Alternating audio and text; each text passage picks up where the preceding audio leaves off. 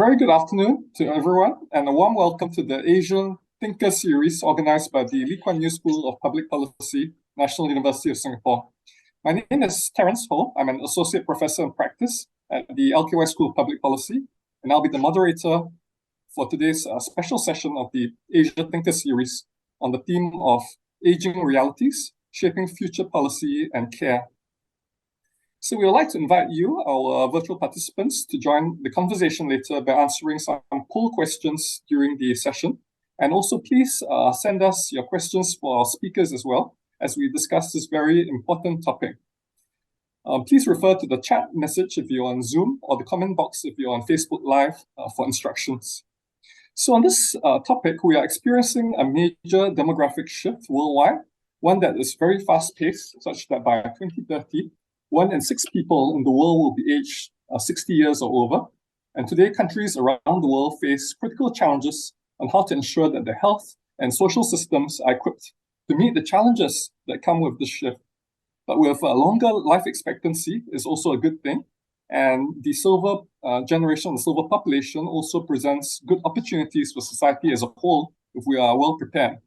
So to discuss these issues today, we have an excellent panel of speakers who are going to deep dive with me into this conversation on aging realities, shaping future policy and care. First of all, allow me to welcome our guest speaker, Mr. Tan Kuan, who is the Chief Executive Officer of the Agency for Integrated Care, which is the national agency in Singapore that coordinates the delivery of aged care services. So Kuan started his career in the Singapore Public Service and spent more than a decade in the Singapore Administrative Service in various appointments in the Ministry of Education, Ministry of Defense, Ministry of Manpower, and the JTC Corporation. He subsequently joined McDonald's Singapore as a Senior Director for Operations, Business Planning, and Human Resources, and was also the Director for Human Resources and Talent Development in MOH Holdings. He was also the Chief Human Resources Officer at NTUC FairPrice Cooperative before joining AIC. I'd also like to welcome my fellow colleagues from the Lee Kuan Yew School to this conversation. Prof. Alfred Wu is Associate Professor at LKY SPP, and he has published widely in public sector administration and reform. And we also have Dr. Gillian Koh, the Deputy Director of Research and Senior Research Fellow in the Governance and Economy Department at LKY School of Public Policy's Institute of Policy Studies. And she is well known to many in Singapore as a very prominent public intellectual. So welcome to Kuan Chiang, Alfred, and Gillian. So to begin with, I think I will invite each of the speakers to provide some opening remarks.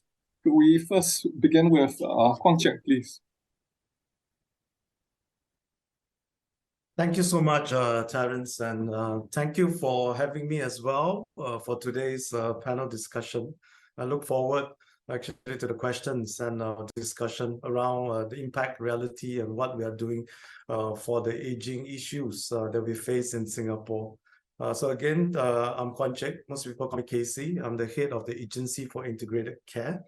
And I do have a couple of slides that I'd like to run through, if I can ask the organizer to help me bring it on screen.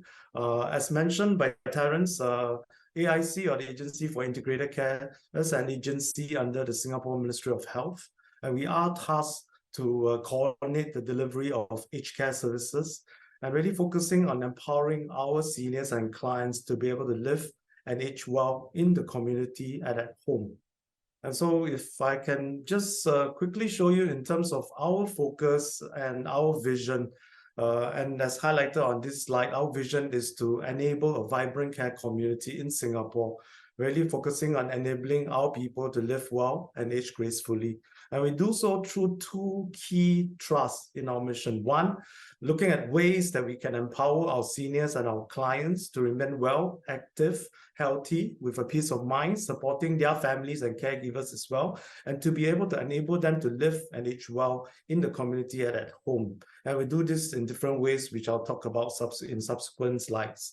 Secondly, we work very closely with our partners, and particularly those in the community itself, to be able to anchor the care and to be able to support our seniors and clients out there And we also help to uplift their capability, help to transform the care community, particularly to deal with, I think, the needs and aspirations of our seniors and clients now, but also in the future to come. In terms of just looking ahead quite quickly, as we move into the future, these are trends I think that are so well known to all of us. One, of course, the aging demographic in Singapore. We are a super age society, and by 2030, 1 in 4 of us will be age 65 and above. And that's something that will continue to accelerate as we go ahead as well. With it, I think in terms of the impact on us economically and as a society, and the impact in terms of us on the healthcare system and social care system is what we are going to have to deal with going forward. Therein also in terms of complexity added on with the changes in the social norm, decreasing family support, seniors living, more seniors living alone. I think all these are issues that we are sort of monitoring closely, but looking at ways and strategies to be able to manage, but also to be able to support and care for our seniors going forward as well. Of course, I think just coming out of the pandemic, there are lessons learned, and we want to also draw those lessons to be able to improve, I think, our health and social ecosystem, but also to strengthen the resilience that we have built actually over the last 3 years as well. And so particularly focusing on seniors, I think we also want to ask the question, I think apart from saying we are going to deal with the reality, right, and the challenges of aging, to us in EIC, it is really important, I think, to also focus on what is the most important for them. What is the quality of life they would like to have? What are the aspirations that they would also have, apart from talking about needs and meeting the challenges of aging, so on and so forth. And based on the data that we've gathered through our outreach effort to our seniors, and this is via our Silver Generation Ambassadors, our volunteers that do the door-to-door outreach to our seniors at their home. This is based in our Silver Generation office, as well as consultation that's been done, I think, over the years. Our seniors do want to continue to be able to contribute, to be financially, of course, independent and secure, have the peace of mind, but able to pursue their interests, continue to be able to help others, maintain good relationship. And of course, stay healthy, stay engaged, but most importantly, to live the quality of life that they would like to have at their phase in their lives. And so, if we keep that in mind in terms of, what our seniors would want, and therefore in terms of our responses, particularly, I think, within the healthcare family and under, I think, the ambit of the Ministry of Health, we have sort of embarked on 3 key strategic responses that I'd just like to highlight. And again, we'd love to hear your questions as well. One, as many of us will have heard by now, I think the Ministry of Health is embarking on the Healthier SG strategy. And this is actually going to start from July this year, really focusing on moving upstream and helping our Singaporeans to keep healthy as long as far as possible, but also empowering them to do so. And to also help us be able to bring in our primary care partners to be able to support our Singaporeans to also stay healthy. That in helping us to improve the overall population health outcomes. So this is a major endeavor that we are all embarking on within the healthcare system, and really focusing on preventive health, supporting our primary care partners, our GPs, to be able to provide the first line of care, and helping our residents to be able to keep healthy as far as possible. But where there's need, then bringing the community partners to be able to support the needs across the spectrum, ranging from seniors being well to frail, even to the end of life. And so this is, going to take us many years to come, but going to start from the middle of this year. And I think, again, the focus on preventive health, ownership of health for the residents, and also transforming, I think, the health ecosystem. Second response is what was just launched, I think, in February, in terms of the Refresh Action Plan for Successful Aging. And this is under Ministry of Health, but also because the Minister for Health is also the Minister in charge of aging. And building on the action plan that was launched back in 2016, I think this Refresh Action Plans takes a holistic view to aging and really look at efforts to help our seniors and Singaporeans to be able to live their life to the fullest, but also to be able to really age well, continue to have the quality of life that they would. And this is really based on 3 key pillars of care, focusing on empowering them to take charge of their own health, contribution, allowing them to continue to contribute, whether it's through employment, through volunteerism, through learning, and different aspects that they feel can also contribute to the purpose of life, and connectedness, whether it's in terms of them being able to age in the community, staying connected to their friends, families, and the community out there where they are, but also in terms of enhancing the built and digital landscape that the seniors can be comfortable with. And so the third response that I'd like to talk about is really what we are actually embarking on in the AIC. We do work with the Ministry of Health and our key stakeholders in terms of how we are better able to engage, understand our seniors proactively, and also be able to age with them in their life journey. And again, this is through our Silver Generation Office. We have 3,000 of our volunteers whom we treasure very much. They actually reach out to our seniors, knock on the doors, understand where they are, so understand their social, health, financial status, and also proactively identify needs that we can then match and be able to bring our partners to actually be able to address those needs, but also proactively being able to help them to be able to live well at home in the community. So this is an effort that we have embarked on since the Pioneer Generation Package was launched, I think now 9 years back. But we've been building on that, but moving not just being communicators of benefits and packages, but helping our seniors to navigate, but also be advocate in terms of their health, the quality of life that they would, helping them to build self-management abilities, but also helping them hopefully to be able to delay frailties and manage their condition better. So one of the key shifts that we have made is really to actually also not, when we do the outreach, say, ask them, right, what's the matter, other things we help you with. Actually, we are really shifting to the empowerment mode to ask them, what matters to you? How can we enable you to do what matters to you? And be it is in terms of living the life they would, just spending time with the family, traveling, for example. We then connect them to the goals that they will need, whether it's health, social, or other areas, to be able to achieve those goals that really matters to them. So we feel this is important in terms of empowering our senior, but more importantly, helping them to live the life that they would like to have. And as part of that, where they are in the local community, at home where they are, our focus and in a way our hypothesis is that it's really important then to wrap the care around them in the local vicinity, in the local community where they are. So we're spending a lot of our focus and effort in terms of how can we build the local nodes, but also the network of support out there at the local community, anchored around the active aging centers that we are actually converting and building at the local level. Our aim is to build 220 of these active aging centers to act as local community nodes to hold and care for our seniors, starting from the point where they are well and they are supported, but to the point where they grow more frail, where the care needs grow, and even to the end of life. And as far as possible, being able to fulfill what they would like, which is in most cases to be able to stay at home, right, and with their loved ones. But wrapping around that, apart from active aging centers, a network of partners who are already operating out there in the local community, providing social, health, other form of support that we feel is important to bring in, but adopting a very senior-centric approach to be able to care for and also be able to empower the seniors. So there are various efforts there, but the focus is really helping the seniors and clients to live well in the local community. This is something work in progress. I think it will take a lot more effort, a lot more partnership, and time for us to build this network. But we feel this is the way to go in order to help our senior to be able to age well. Last point, in terms of what we are doing as well, apart from focusing on the seniors and the clients, we really feel it's important to also focus on supporting the families and the caregivers.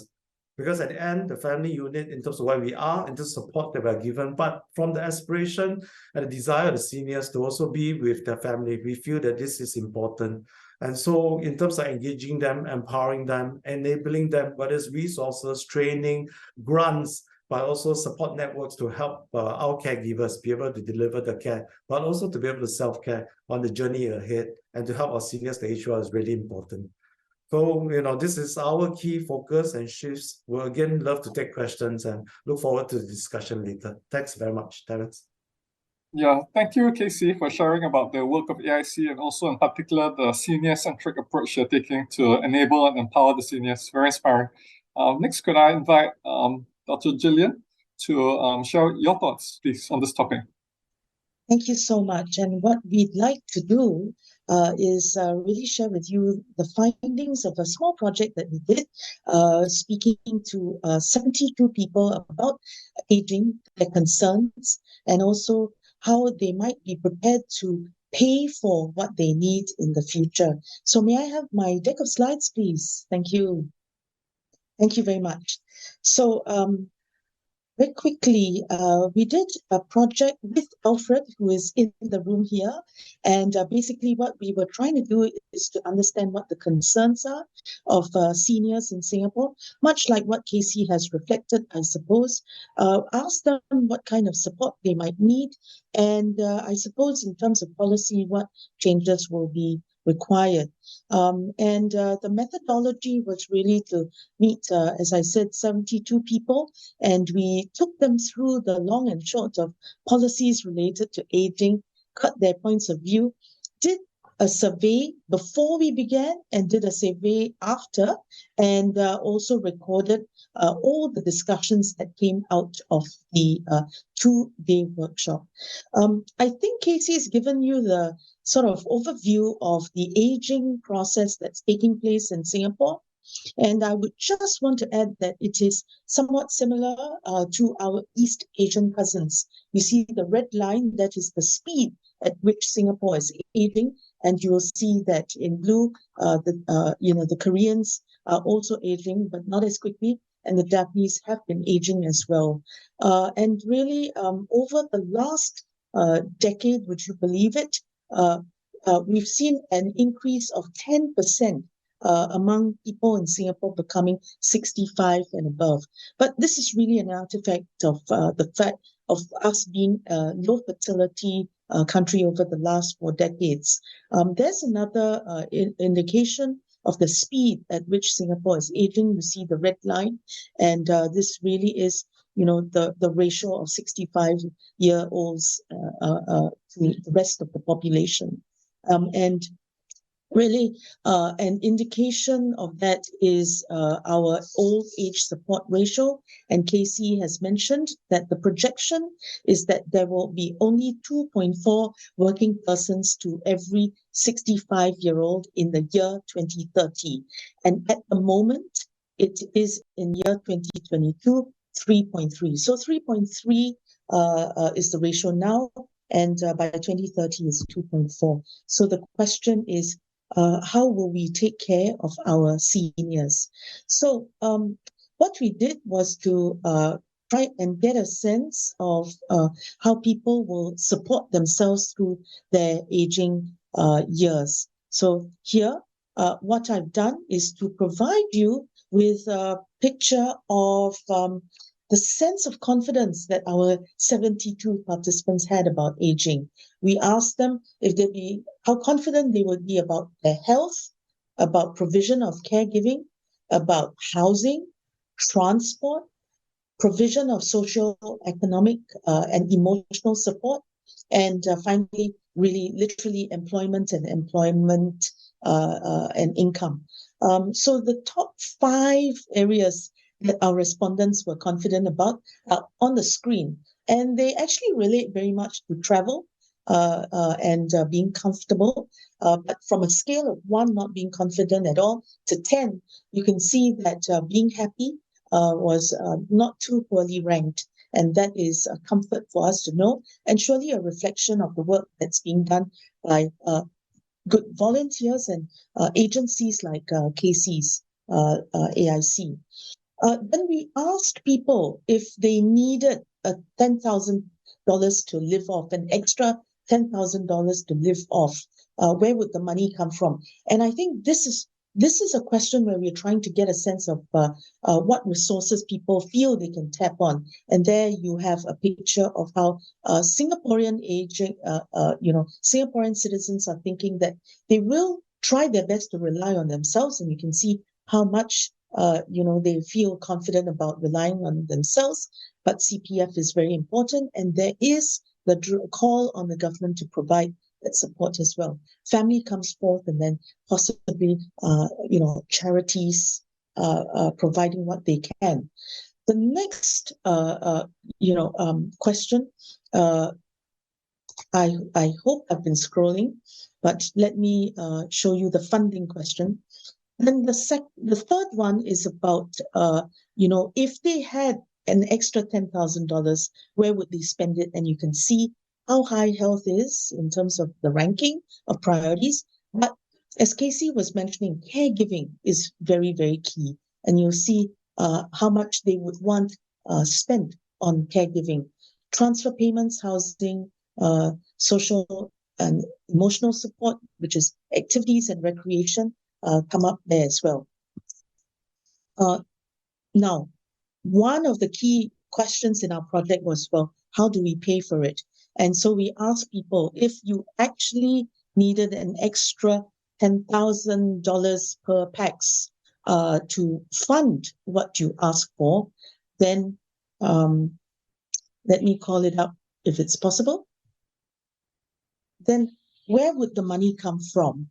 And if it is government funding, then we found out that people do envisage, the funding to come from taxes, certainly corporate tax, but a big sum will probably come from the National Reserve. So our participants clearly counting on the government using or drawing money from the country's piggy bank for that.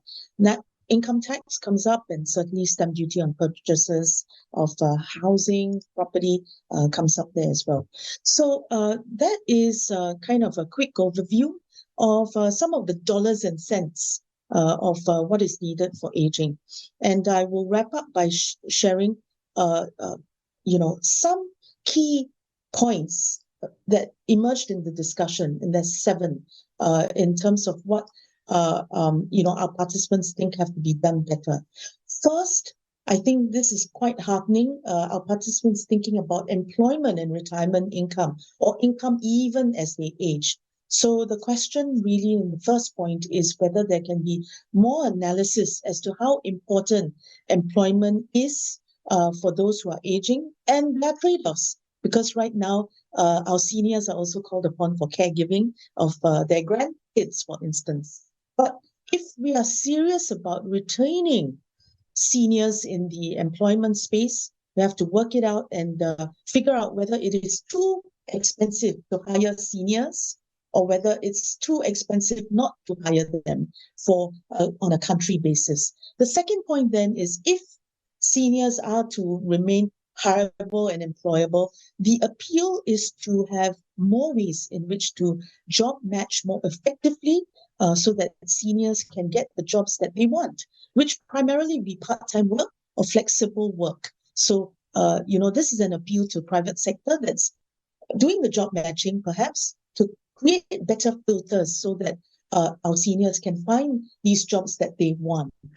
The third point, really quickly, is that there are various schemes of social support and healthcare that are means tested.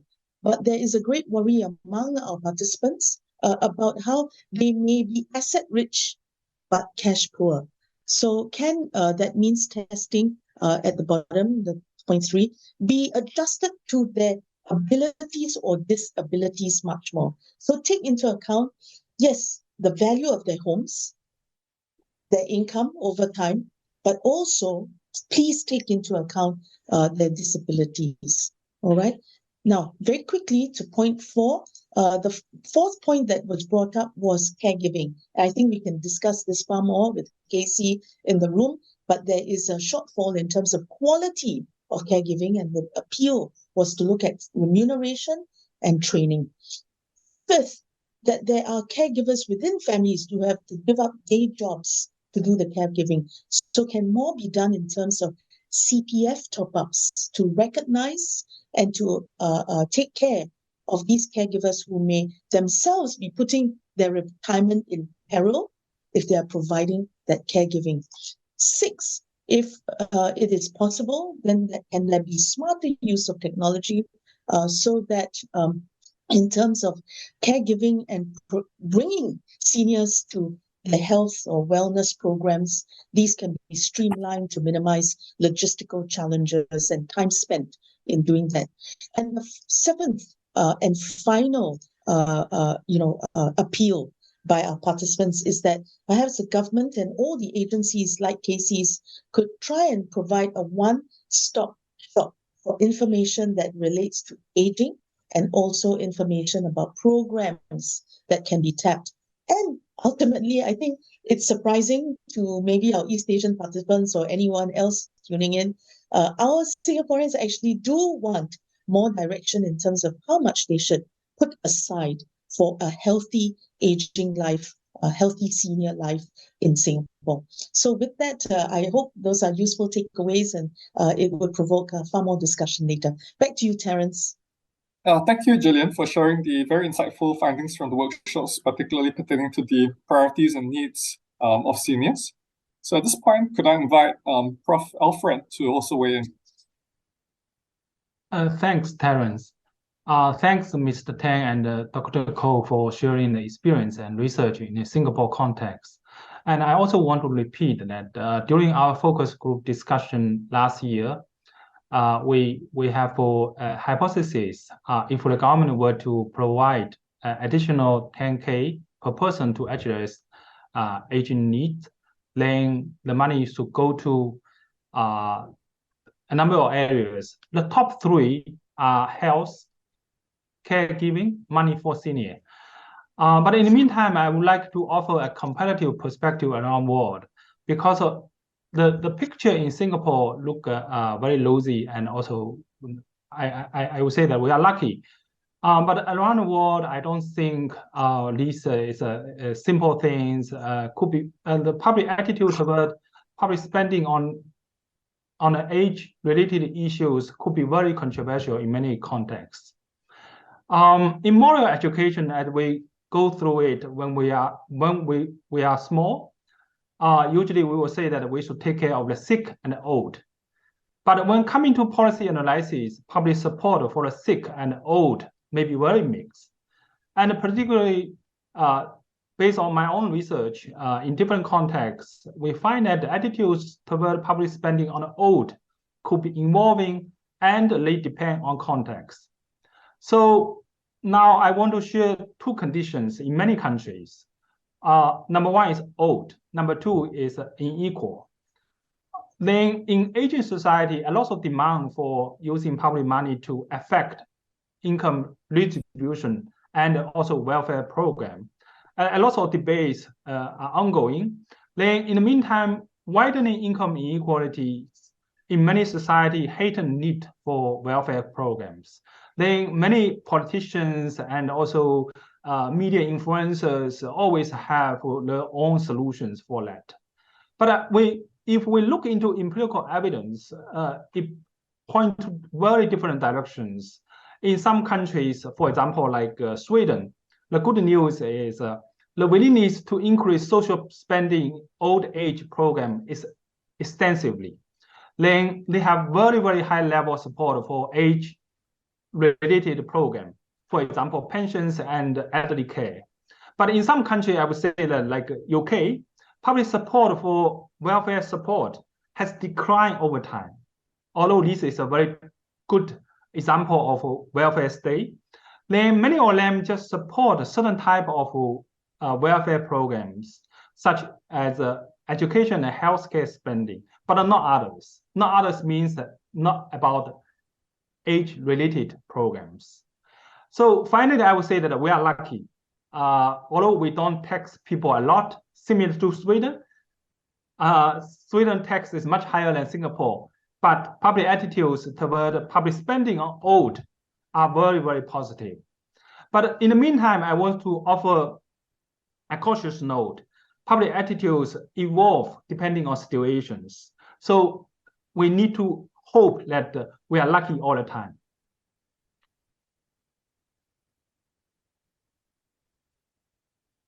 Thank you so much, Alfred, for drawing our attention to this very important component when we think about planning for aging societies, which is really where the resources are coming from, and that in turn depends on public attitudes towards different programs. So while we wait now for some of the audience questions and also the poll results to come in, I can take the opportunity now to maybe pose a further question to each of our speakers to get them to sort of elaborate a bit on some of the points that they raise. First up, I'd like to ask Casey whether, based on the implications of the study that Gillian and Alfred shared, whether you see any particular shifts in policy that may be needed or in programming.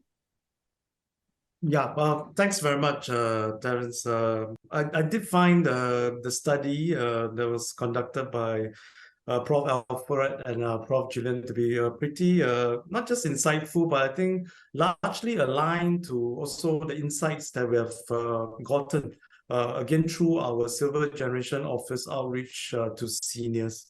I think in terms of them and their sentiments towards aging, but what they feel are important in terms of the quality of life, I think that those are largely aligned in terms of them being able to still have the ability to travel with their family, have the life that they want, comfortable home. I thought that is pretty much aligned. Secondly, I thought the interesting question was in terms of if there was $10,000, where would they like to see it invested in? Not surprisingly, and again, it's quite aligned to what we know, and perhaps also what is top of mind for them in terms of having a peace of mind around being able to cope or to have the healthcare needs met, and therefore the cost of that being addressed. Caregiving, I thought, was quite interesting. Perhaps something that's not as much of a insight, or it is an insight for us, not so much something we have expected. I would have thought that caregiving would be something we expect our families, our loved ones, but quite clearly, when you ask the seniors, they do think it's important, and perhaps in terms of the investment and the support that needs to be given, that has to be a lot more significant and tangible as well. But in that list, I did see also they would like the investment, also the spending to go into social and emotional support, which I think highlights, the criticality of that for seniors themselves. And so I think there needs to be some thinking, in my view, around, again, what is needed to support the seniors in achieving the quality of life that they want. That's one. Two is there's indeed more, and as pointed out by other two speakers, that we need to do around supporting caregiving, uplifting, of course, of the professionalism, the training, the support network, the competency, but also in terms of how do we recognize caregiving as an essential part of what we need to do to support aging in Singapore. Well, I do think it's something that really needs to be looked at. I think third part is really in terms of how do we galvanize our whole of community to be able to support this. So to Prof. Alfred's point, I think public's attitude towards spending, but in my view, spending by government or public sector is only one part of it. I think the support, in a way, spending in terms of investment of time, resources, and effort, right, should also come from the whole community, from private sector, corporate partners out there, for community partners. They are able to contribute in terms of the delivery of the care that's needed for the senior. So how do we also galvanize that going forward more strongly, particularly at the local community level? Maybe one last point, which I think is an important one, which Prof. Alfred raised. One of the things that we do come across is from the seniors themselves is the perception, right, of them and from those around them in terms of having the mindset that for the seniors, they may be less able to do things, right? They may be more frail.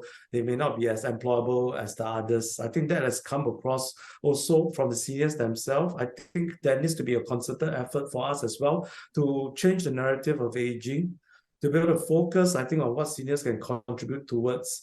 And of course, taking into account the conditions and and the stage of life where we are, but quite clearly we're able to contribute, we still can help, we still can be meaningfully engaged and employed, as rightly pointed out, right? So I think that part of it really needs also greater and more concerted effort as well. Terence? Thank you, Casey, for giving us even more food for thought So at this point, maybe I would just like to encourage our online participants as well to please log on to provide some responses to your poll questions so that we can help to steer our conversation, as well as feel free to also pose your questions to speakers. I think some are coming in already, but I'd like to encourage you to pose your questions. Take the opportunity to pick the brains of our speakers.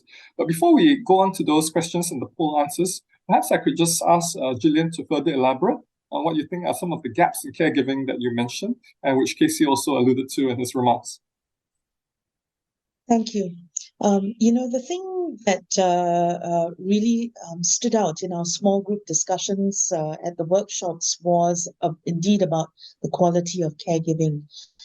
Many families have, for instance, foreign domestic helpers, very, very critical, very important to many households.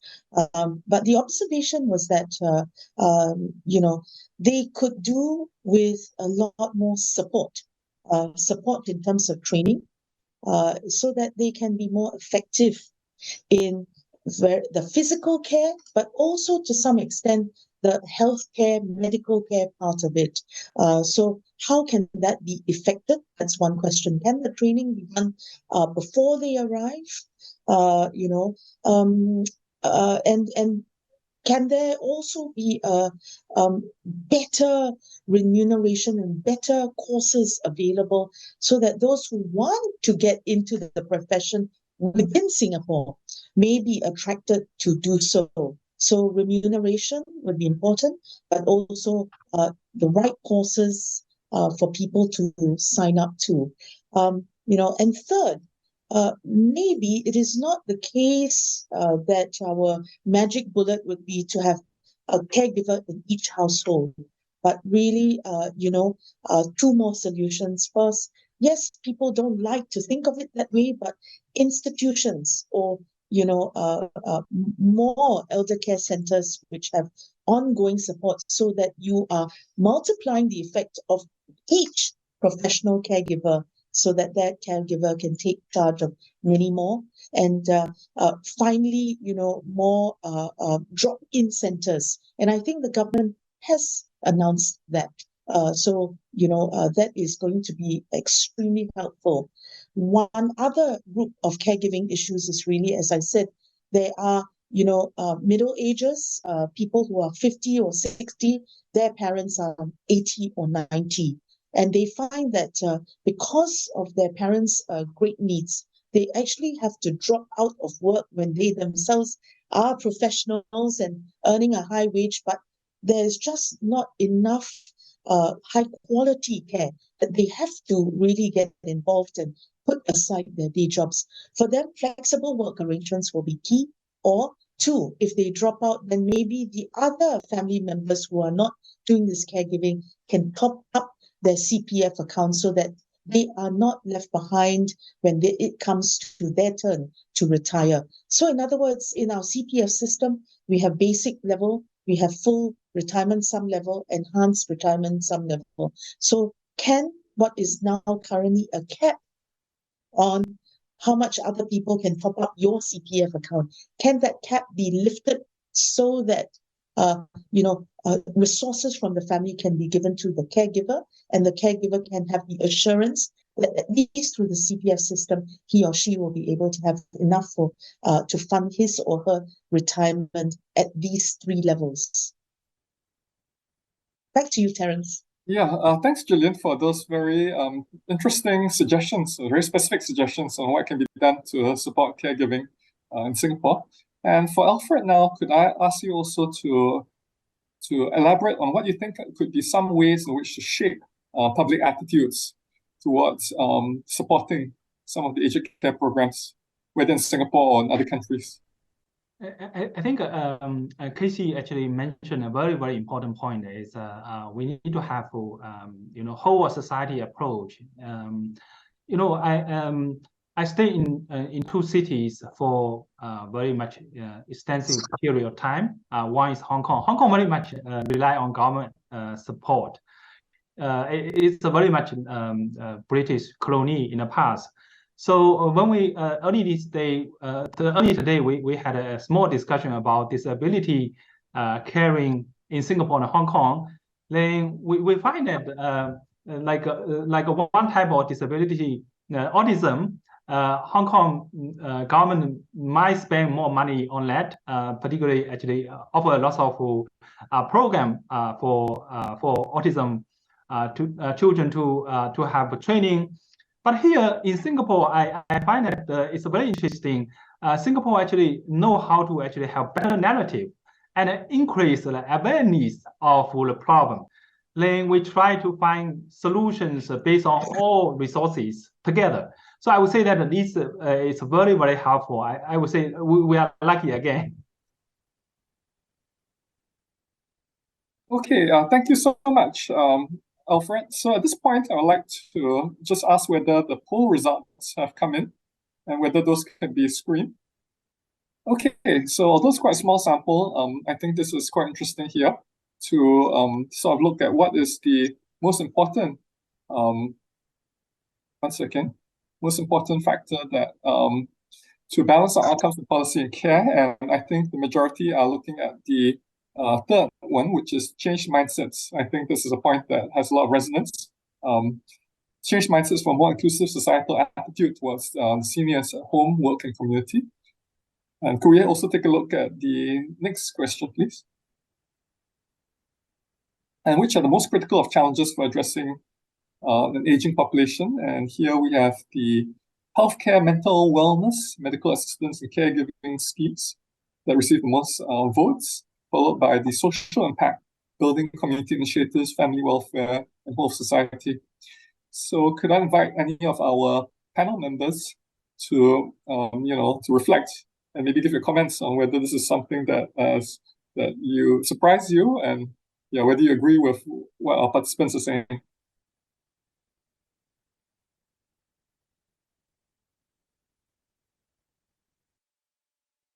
Anyone like to go first?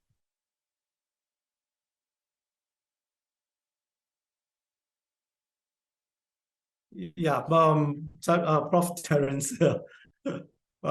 Perhaps I can maybe start off. I think in terms of the feedback or the replies to the poll question about what needs to be addressed, I think for aging, where I think it's highlighted the health, the healthcare, the caregiving parts, aspects needs to be also addressed. I think not surprising.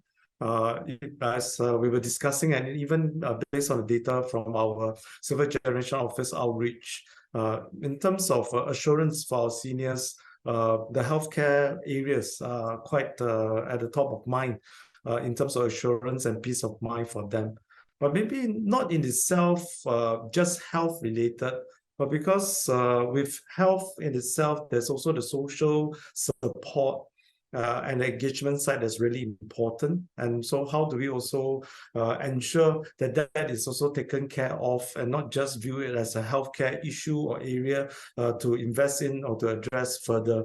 So that would be my first point. In fact, as we all would know, I think social isolation is one of the key concern in terms of the impact on seniors and their well-being and their health. And so we do work very hard to outreach, to engage those who may be socially isolated, to look at ways to be able to support them, whether it's through befriending programs or just support from the neighbors or volunteers who are out there that can help to engage and support them socially. But again, I think that part of it is probably not surprising. We know there's lots more that we need to do to wrap the care around, and particularly at the local level, and something we're really working hard on. Maybe just a second point, more in terms of then the assurance and for our seniors on the journey of aging and for the rest of us. And Prof. Gillian sort of mentioned it. I think there's a need for a one-stop And so when we look at different aspects, whether it's employment, whether it's infrastructure or environmental, whether it's healthcare or social side of things, I think it's important to give the assurance that if they need information, health, or care support areas, or even navigation support, that One Stop is there. So I think for AIC, we've been working really hard to help to provide the one-stop support. A lot more that we need to do, I acknowledge, in terms of creating greater awareness and understanding of what AIC can do for our seniors and the caregivers and family. But that's something that we're really working hard on. Maybe also working with our partners as well to amplify this message out there.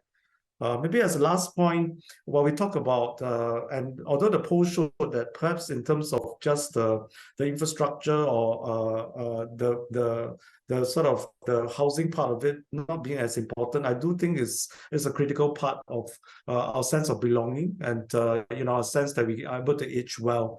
And perhaps the issue is not about affordability in itself, but a good thing in Singapore, of course, is home ownership is very high. So we are able to own the homes, most of us in the public housing estate where we are. And that's where we have lived for many of us for many years. And that's, I think, if you ask a lot of the senior where they want to age well in. And so if that's the case, then the issue, in my view, is not about creating new developments or new assisted living facility and ask our seniors to move there. Actually, it's about moving the care into the housing estate and the local community where our seniors are. And so how do we do so? And it's what we are increasingly focused on. Active Aging Center is one of them. But really, if you look at the housing estate precinct, looking at the network of partners out there anchored around the active aging centers, then knowing the seniors in the vicinity, providing programs, support care, leveraging our technology to keep the seniors safe at home is where we need to go. And so this is what we actually would view as a place-based care that's really important for Singapore going forward. Terence? Yeah, thanks, Casey. And it's quite interesting you brought up this point of the facilities as well as the software that goes into that complements the hardware for aging. Because one of the questions that's come through from the audience by Lee So-gyok pertains to actually housing. But this one is more from the angle of house prices. I think the person who posed the question is concerned that prices of housing in HDB flats have been rising rapidly, and whether this is something of concern in terms of inequality as well as meeting the needs of seniors. So I wonder whether anyone else as well on the panel would like to weigh in on this. Well, it's a tension, isn't it? Because the seniors who already own homes, certainly HDB flats, are hoping that the market will give them very favorable capital appreciation, right? That the flats will be far more valuable than when they first bought it or they paid for, so that they can sell it and have enough money to put back within the CPF, but also then have a nest egg that they can use to buy another home as well as fund other retirement needs. So they would have extra disposable income. And in fact, the government's also actually promoting that by providing a bonus when they do so in downsizing their homes. So those who already have flats actually do want their flats to be valuable and more valuable, and that they can go to the market and trade it. So you have a tension between this and what Lee So-gyok is suggesting. Thanks for that, Gillian. We have another question from Eric Yeo, and I hope I'm interpreting this question correctly. So Eric, please come in again in the comments if I'm not. This question is about any concerns with implementation of senior programs which require substantial funding, and are there any concerns in terms of the resources needed and the implementation, whether implementation is also appropriate? So any of the panel members who would like to speak on that, please. Well, I guess Casey is very well placed to address this, but I think indeed we started off the year, didn't we, in Singapore, with experiencing a 2% rise in GST. And that is ostensibly to fund a few things, including the rising cost of social support for our aging population. So there is a massive amount of money that is actually needed, is projected for healthcare and for aged care. And so therefore, we have to, of course, scrutinize the use of these funds, but they are, being drawn in precisely because there is a clear and defined need for them to take care of our seniors, among a few other things. So I think when Casey mentioned Healthier SG, that is to fund preventative health programs on the ground, that each GP will get a capitation, cost to take care of every person in their neighborhood, in the region, which will include seniors, and they will benefit far more because they are sort of less mobile and they are looking at aging, which has threats to health. And so, that's just one example where the cost goes up because you want to do something better, and you actually do want to do it in a way that reduces further health care costs down the road. So that's just one example where, yes, it's massive funds, but the massive funds are being raised because they are being directed at certain issues, certainly to do with aging. I guess it's over to Casey. Thanks very much, Gillian. I think you made excellent points in terms of this question.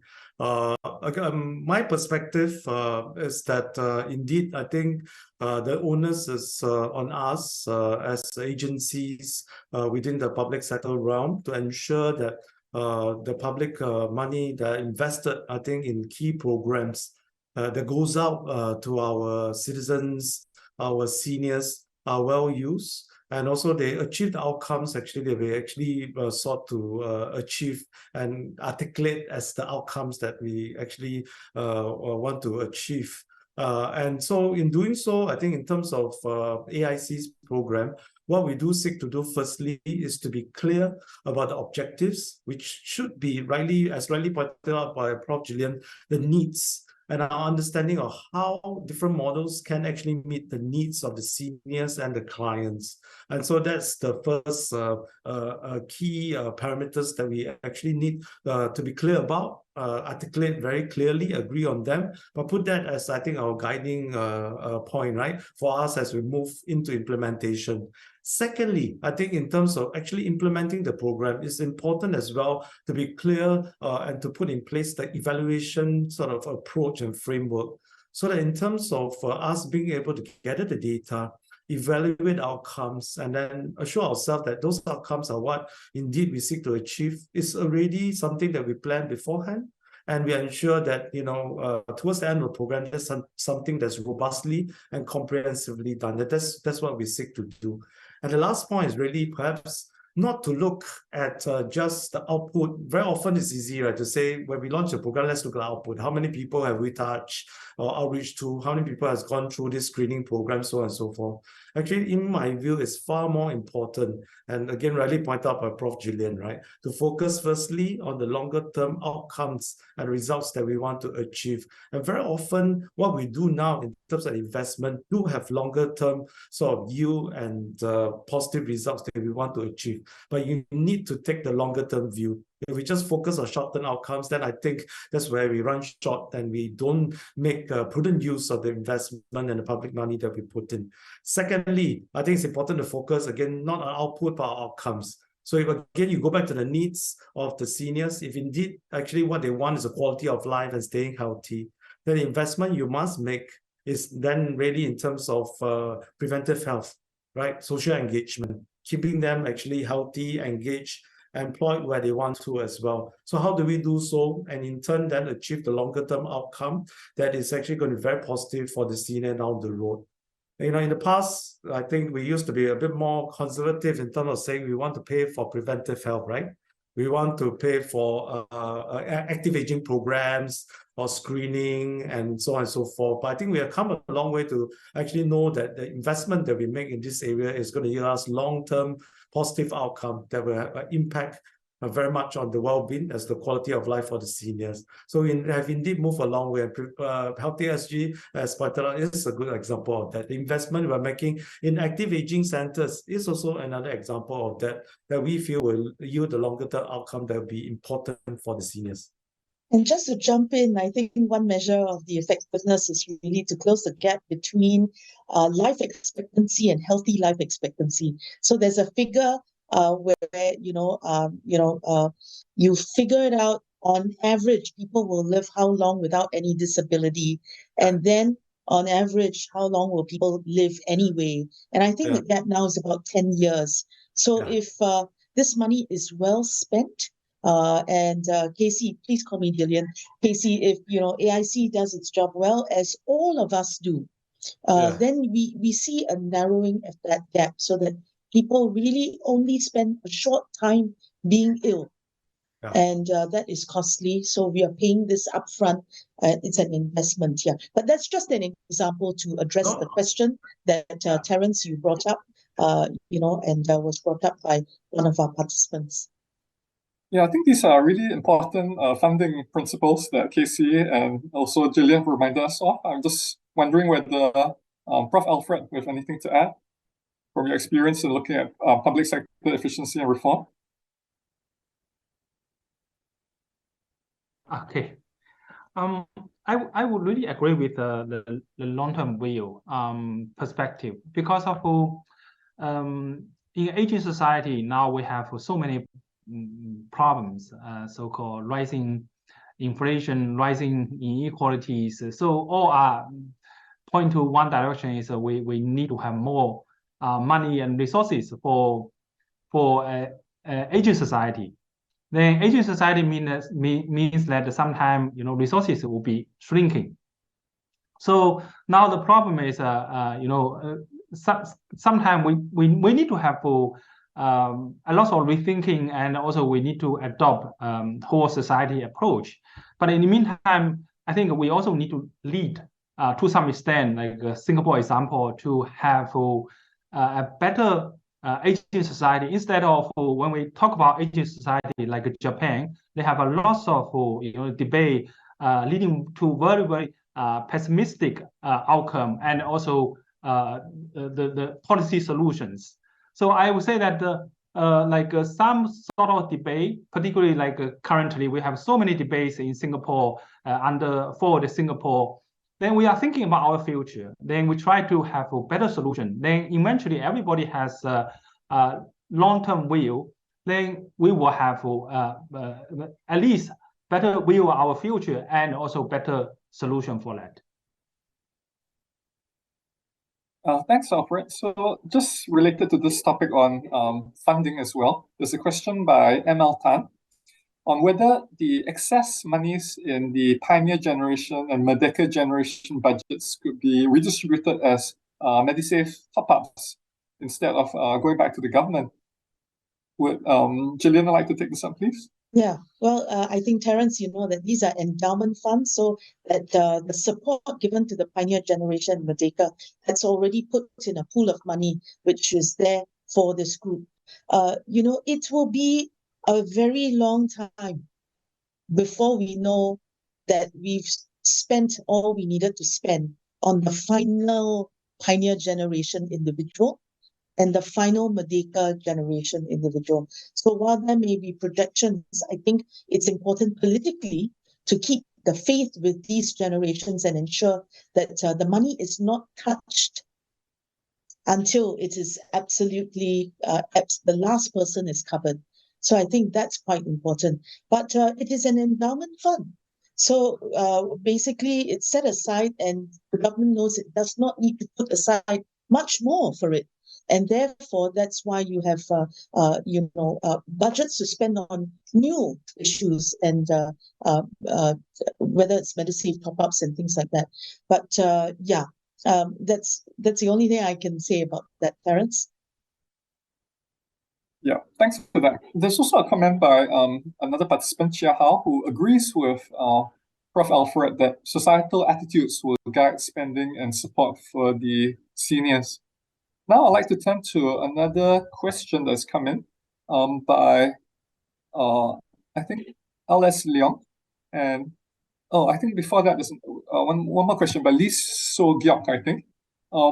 So Gyok's point is that it's better rather than sort of splashing the money very broadly to target those who really need them rather than to sort of spread it too thinly. And So Gyok also makes the point that if some money is to be given out, it should be given in cash rather than having it too restrictively sort of targeted. Yeah, so cash being the most, having the widest use for people, the recipients. So I wonder whether any panel members would like to respond to that observation.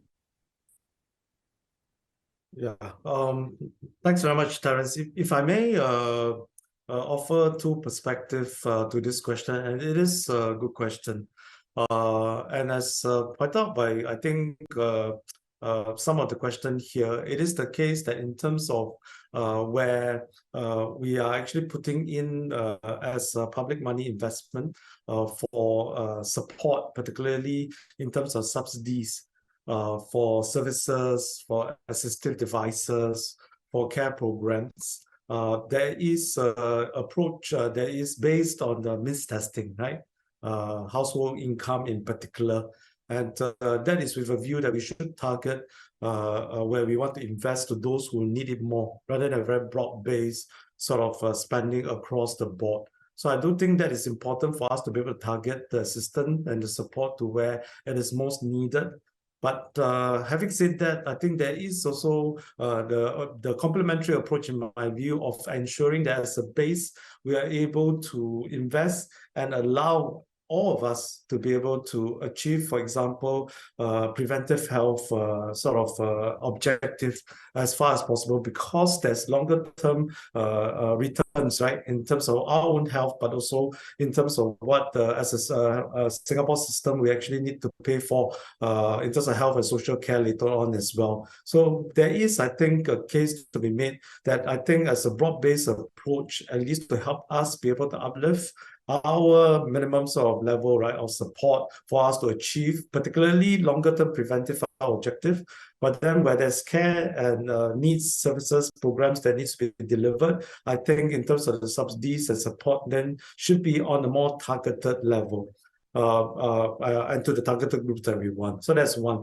Two is, I think there is also a move towards enabling, I think, the grants or the subsidy to be used a bit more broadly. So use one example, although I think it's still a journey that we are on as well. We have actually started administering the home caregiving grant, which was a way to say that if there's a need, the care recipient, based on their, of course, the disability that they have, would need to receive this grant needs. Still means tested, I acknowledge, but it is given, in terms of a grant to the nominee that is identified by the care recipient. It's given as cash, has just been increased from 200 to 250 to 400.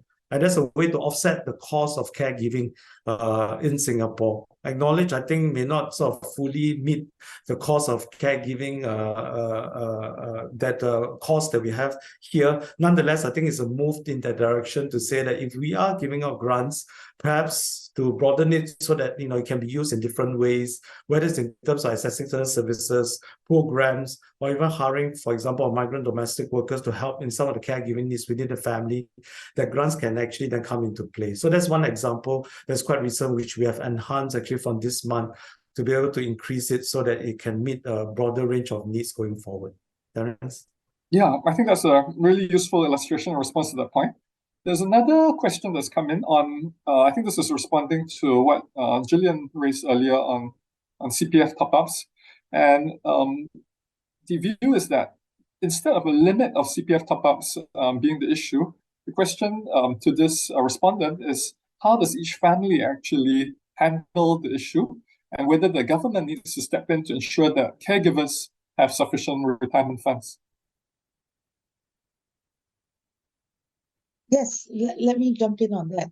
First, allow me to clarify that I think what we heard from the participants at our workshops is the incentive right? The incentive that the government's giving for people to top up the CPF of their loved ones. So just to clarify, the incentive right now is that, you would get tax relief, right? Tax relief for those you top up in cash for your loved ones up to, the current full retirement sum. You yourself, you can get tax relief of up to 8K if you top up your own retirement sum. But, that what they were referring to was really, to be more generous in that tax relief. So what can the government do? It is to just look at how to incentivize more attractively, right? This system of top up where it's top up to CPF, which has a multiplier effect for that caregiver. But indeed, I think, in the end, it is a conversation within family as to how they want to support the caregiver to the senior in their family who's needing that care. And really that rests on the internal dynamics of each family. And we, of course, will always recall that there is a law by the government, which is the Maintenance of Parents Law, so that seniors can, in the worst case scenario, unfortunately, if it gets to that, it's quite sad, but pursue or sue their family members for that kind of support. I don't think we want to go there. I think we want to provide more carrots than sticks. Yeah. Yeah, thanks, Gillian. And a question is coming from Winston Ng, and this is related to some of the themes we have touched on in terms of how targeted and how sustainable funding is. And Winston's question is, how can we ensure that our aging policies are sustainable in the long run, given the how quickly that Singapore is aging, coupled with low fertility rates? So while we have touched on this theme before, I wonder whether any of our panel members would like to add on.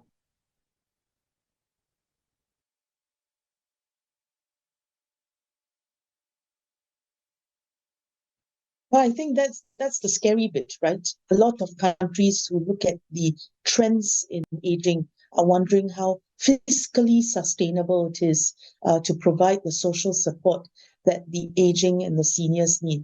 So some countries have, systems of pension, right? And then the question is whether the money will run out. And in France, right? We just saw people rioting because they do not want the retirement age to be raised, after which then they can, access their pension funds, because there is a question of fiscal sustainability. Thankfully, as Alfred has always sort of reminded us, we have a different system, and we have CPF system, so there is one part of the retirement funding that is taken care of, and it isn't just, one generation paying just for itself and then nothing else. There is far more support than that. So it is a big political question about fiscal sustainability, especially if we have low fertility and fewer people in working ages to pay taxes. And that's why, it is a hot political potato. Yeah. I'll pass the time over to my colleagues. On Winston's question, I would say that if somebody could actually find a one-size-fits-all solution for aging society, particularly for fiscal sustainable way to live longer, I mean, the person could get the Nobel Prize. But in the meantime, I would say many countries are struggling, really struggling. The reason is very simple. I also want to refer back to Casey's debate. In our academic literature, we talk about targeted program, broad-based program. But sometimes our studies are on some like a country like China, India. Then we could have some conclusion. A few years back, when I did one paper with Professor Ramesh on China's DBAO, also it's a targeted program. They actually had a very, very good outcome, with very little money. But in very much developed economies like Singapore, it will become very, very tricky. For example, we say some program like we guarantee everybody to have 1,000 Singapore dollar when you reach 65 years old. Then you can use that for your buying a position in nursing home or you want to do some entertainment. Basically, it's cash, then you can use for whatever purpose. Of course, this way will actually cost a lot of money, but every policymaker need to think about whether it's worth money, then whether we will increase inequalities among the society, then how could we actually make it sustainable in the future? So I would say that we don't have any solution. So we better to look into local context and also have our own solutions. But nevertheless, we will not have perfect solutions on this issue. Yeah, thanks, Alfred. And so in the interest of time, I'm going to read out the last 3 questions. I think we'll stop there and maybe give the chance for each of our panel members to maybe give some concluding observations if you like. But first of all, I'll read out the 3 questions. The first one is on whether the means testing is maybe perhaps a bit too stringent in some cases, not taking into consideration the sort of cash flow. I think this is something that's been raised before when we talk about, seniors having to have 3, daily living abilities incapacitated. But what if they are in, more expensive housing, but they may be cash poor? So are we too stringent on means testing? The second is a very specific one. I think this one's posed more to KC and AIC, whether you have a view on initiatives such as Retire Genie. I'm not particularly sure what this is, but more generally, whether AIC can support more of such social enterprises. And the last question would be by Monica Koo. She agrees with Prof. Alfred's comment about the whole society approach, but how can we build better and more coherent planning for longevity and aging population that balances various aspects of healthcare, community, and social needs and complexities? So with that, maybe I'll let each of the panel speakers to have a chance to respond and also wrap up with your concluding remarks. Yeah, Terence, if perhaps I can start. I think the question is a good one, and I think the answer, at least in terms of AIC's view, is that we do very much support the involvement and the participation of private sector partners as well as social enterprises that are in or are keen to join us, right, in the community care sector. I think it does take different approaches and different models for us to be able to have the range of options and services that can cater to the needs, ranging from those perhaps of lower income to those of middle income and those who clearly can afford it, across Singapore society. So that's definitely, I think, areas that they can contribute, and to me the need is growing. So you talk about the impact of aging population, we really feel it, right? In the health and social care areas. Aging population is one part of it. The burden of chronic diseases, the other part. And we know in terms of the need, the frailty, dementia, and also the usage of healthcare resources is just going to grow as the population ages. And that's the reality.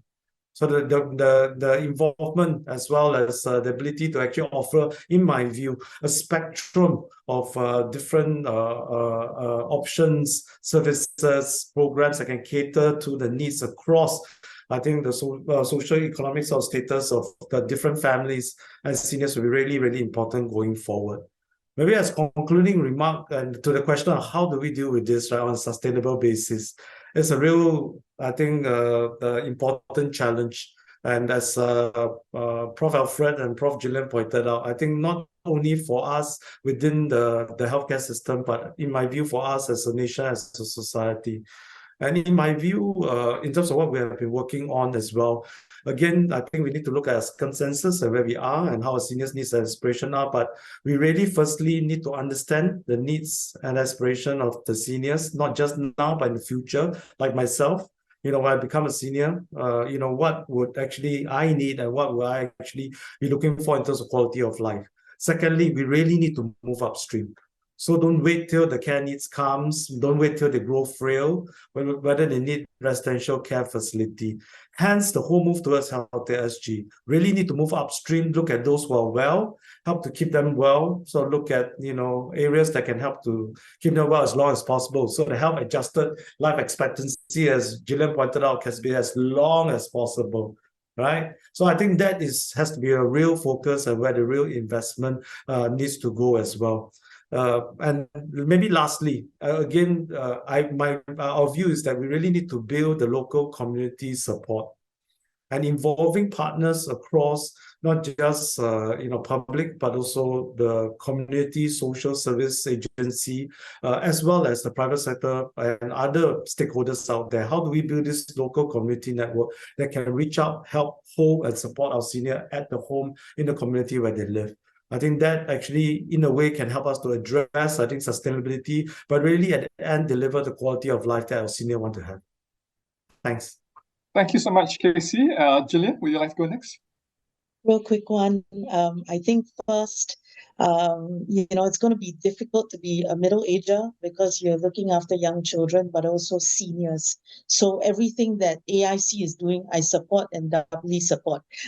So Casey, well done. I think the government has refreshed, as Casey mentioned, the action plan for successful aging. And this is where, Monica, if you take a look at it, there is a whole of society and whole of government approach to managing what are the even more advanced issues that our seniors will face. And so, if we can study that, we can see, what is the part that we can play in that picture? There's a lot of emphasis on volunteering, on caregiving, which we provide, but also, having the difficult conversations with the seniors in our families about end-of-life care. Not a very comfortable conversation to have and very difficult for government to mention. But certainly, again, this is where community and us family members will have to discuss. And why? It's nothing to do with getting with our seniors sooner than later. It's really so that our seniors feel they have a plan and they can express autonomously, have sense of agency about how they wish to age and how they want to, leave. And I think, bottom line is this, even with the question of employment, and Casey, you talk about being a senior in the future. The seniors of the future will be better equipped in terms of education, more work experience, more ambitious, and far more sense of agency. And I think anything and everything that we can do to fulfill their potential too. Yeah, we only think about that for young people, will be the best thing to do and make it the best place for seniors to age in Singapore. And Casey, that will be me too. Well, that's a compelling vision. Can I give the last word to Alfred, please? Yes. When I turn 40s, then I find that I like to read a lot of books associated with aging.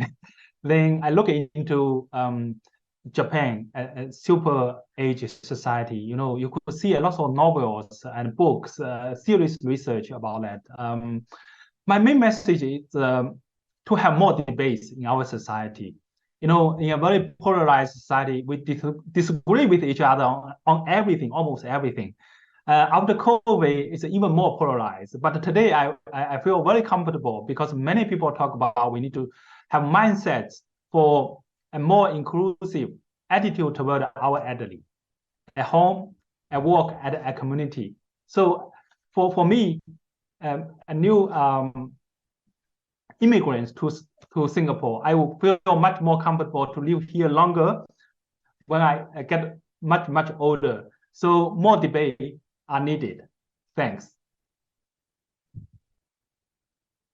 Thank you for that, Alfred. And we've now come to the end of this Asia Thinker Series session.